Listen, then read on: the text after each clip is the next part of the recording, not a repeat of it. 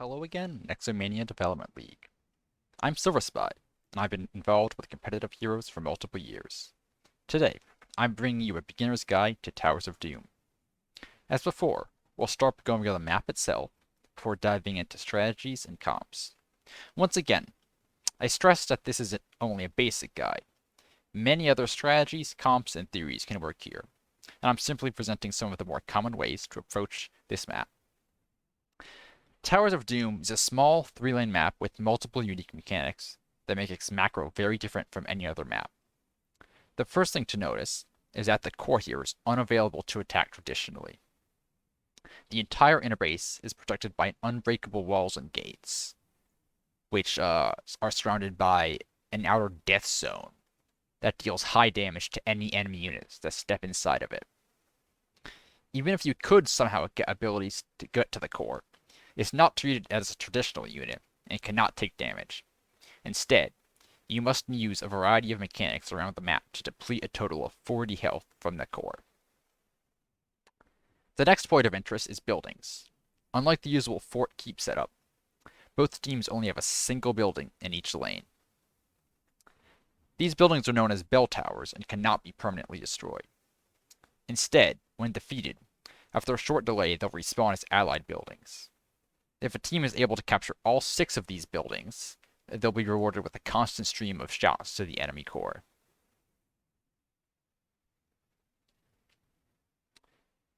The bell towers start out with statistics of forts, but at 12 minutes they will upgrade to keeps, which basically just means they have more health, deal a little bit more damage. At the same time, a tunnel will open up in the center of the battleground here that allows teams to take the corresponding tunnel from their core back to the fight and quickly re-enter the battlefield. 3 sapper camps spawn here, here, and here, and when captured, they'll act like siege camps, pushing down their lane and throwing ranged attacks at minions. When they see a building, they will do a special exploding attack where they run in and throw themselves at it, killing themselves and dealing massive amounts of damage. These camps can quickly capture forts, walls, and towers with a coordinated push. If the tower in the lane is already captured, they'll continue walking till they reach the death zone, in which case they'll do their same attack, dealing 1 damage to the enemy core per sapper unit. It is interesting to note that this exploding attack is an ability, and can be prevented by stunning, silencing, or otherwise disrupting the sapper units. There is also 1 boss on this map, located here, and when captured, it will deal 4 damage to the enemy core. Finally, we get to the objectives. At telegraphed times, altars will rise in some combination of these 4 places, known as the bot altar spawn, the mid altar spawn, and 2 top altar spawns. After a team channels on the altar, it will become inactive again and deal some damage to the enemy core. This damage is equivalent to how many structures you control, including your own core. By default, with your core and your 3 structures, you'll deal 4 damage per altar.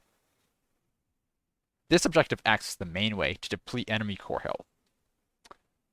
Now that about wraps it up for mechanics, although I highly encourage you to take an in-depth look at the wiki page for this map.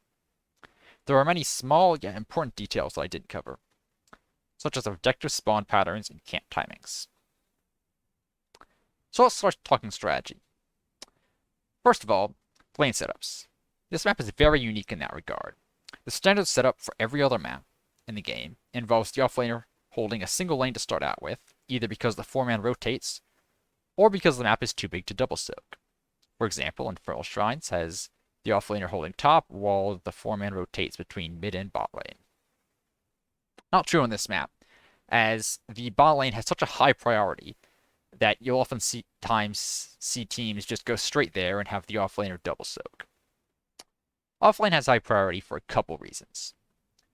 First of all, there are 2 camps to fight over, and camps are especially important on this map, as they're one of the only ways you can damage core.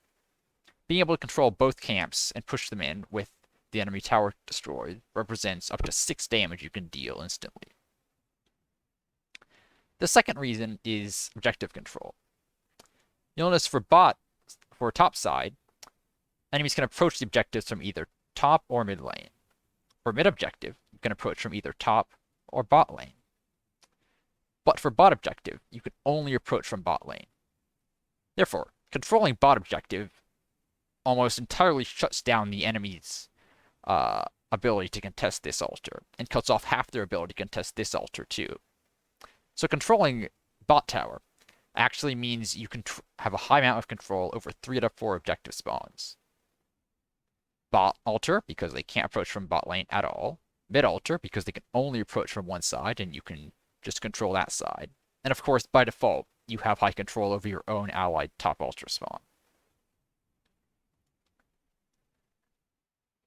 Now bottom camp timings should be taken at 1 minute and whatever they're up afterwards. If you have some sort of advantage to fresh, invading the enemy camp can be devastating, as you get both sets of sappers immediately pushing in and almost certainly destroying this wall, while the enemy gets nothing in return. Top camp is on a weird spot, as it's on the opposite side of where you usually want to focus your attentions.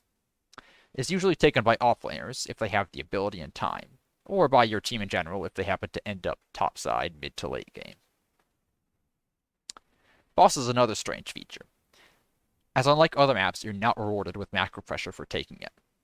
4 shots to the enemy core isn't nothing, but the time you spent setting up for and taking boss could usually be spent elsewhere. A team is just as strong with the core on 40 health as they are with it on 1, so don't be fooled into prioritizing enemy core damage over all else. If you've generated a macro advantage, such as getting kills, you're generally better off just pushing the advantage to take towers directly, instead of sacrificing that time to take boss, which rewards you with nothing macro-wise and allows the enemy team to get back to a solid neutral macro state. The exception, of course, is if boss will win you the game, either by directly winning with his 4 shots, or by bringing the enemy core below a certain breakpoint where you can then win with objectives or camps. You can also take boss to deny a play like this to the enemy team, if you're the one on the back foot, or situationally if you have gotten a macro advantage, but you for some reason are not able to do anything else. An extremely devastating play on this map is known as 6 capping. This is when one team is able to take all 6 bell towers, getting that constant stream of damage to the enemy core and locking the opposing team in their base, as, of course, all of their lanes are blocked off. The team facing this is forced to take a tower back or lose in short order. 6 capping is pretty hard to do, as you have to have a lead for a while in order to take and hold all 3 enemy towers. There is a trick that makes this easier, though. If you have some time to attack mid or top tower and want to try and set up a 6 cap, you can leave the tower on low health, around 10 to 20%. The enemy team can't heal their tower unless they have an Abathur, and you've left it at decent enough health that random minion chip damage usually won't kill it. So next time you have some advantage, you can work your way through all the lanes, dealing a little bit of damage, taking each tower, and grabbing all 6 towers at once. This is the advantage of meaning while you're taking one tower, the enemy isn't taking back another tower, as you basically cap them all within like a minute or less.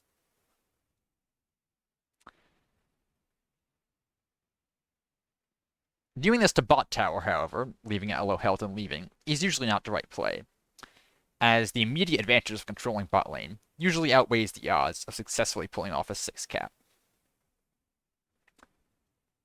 Ganking offlane, too, although effective on any map, is particularly devastating here. Offlane rotations are very predictable. They're always going top to mid, usually through this little lane. So a lot of time you can just wait in this bush and reliably know they're going to come here to clear mid wave. If you do pull off that gank, it's devastating for the enemy team, as they're losing 2 lanes of soak. If they do send people to take those lanes of soak, which they should, because otherwise they'll get a massive XP lead, their bot lane is left undefended, or less defended, so you can use that advantage to push directly, invade their camps, or really whatever you have to do. A particularly nasty combo here is actually Leoric and False Stab. Don't feel pressured to draft this, but it's fun, because after 10, Falstad can fly to the offlane, and Leoric and Tombs for an easy kill. For general drafting, your priorities are being able to fight and win bot, and push the tower, double soak, and win objectives. The latter is very fluid, of course, but it generally comes down to either winning the inevitable teamfight or being able to poke and stall objectives from range. Heroes like Junkrat, Chromie, and Deathwing are all proficient in the latter. Offlaners like Zool, Malthael, and Vikings all have high wave clear and can hold 2 lanes extremely well.